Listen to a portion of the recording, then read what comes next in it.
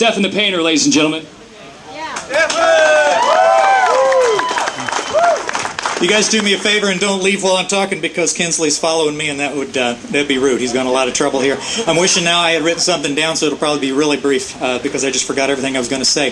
But one thing I want to do today is I wanted to dedicate just a couple of moments that I have to the wealthy. I want to speak to the wealthy if I can. Are you still here?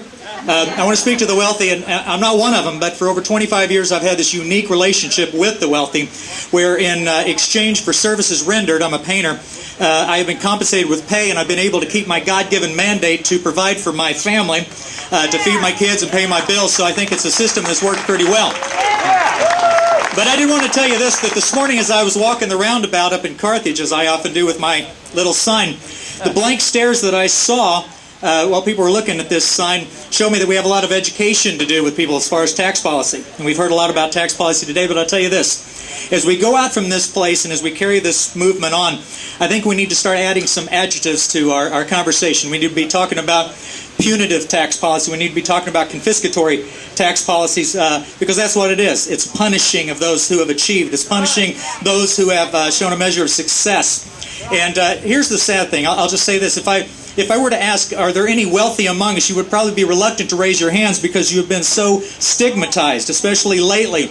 But that's sad, because as the father of 6 kids and a 3rd grandchild on the way, I need to have people that I can point to that are role models, that are examples of those who are finally, at this point in their life, seeing some kind of return on the investment that they've made. And I'm not just talking about venture capital, I'm not just talking about the investment made in education, but I am talking about years of tears and sweat at colleges, universities, at trade schools, at tech schools, schools of hard knocks like me. And you finally get to a point where you have some disposable income and the government comes in and they act like they can do better with it than you can.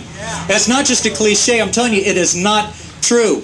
I'm Stephen the Painter, but I'll tell you this. My biggest competition in this town is not my friend Randy from Abe Painting, or the guys over at Ketchum Painting. It's not the guys at ABC Painting. These guys are awesome. This town is full of guys like that, putting in cabinets and doing landscaping and doing those kind of jobs. But as a small businessman, I'll let you know, I'm as small as it gets. It's just me.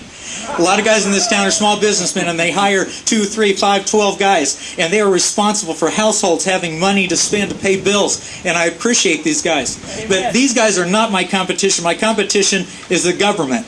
I will close with this, you guys. I have never once gotten a call from any government official, whether it be a city, whether it be county, state, or federal. Not one government official has ever called me and asked me to go paint your house and then offered to compensate me afterwards. It has never happened. I like the system that we have now. I like you keeping your money. And I'm telling you what, my message today is the wealthy should not be punished. They should be applauded. They should be congratulated. Thank you so much, Stephen.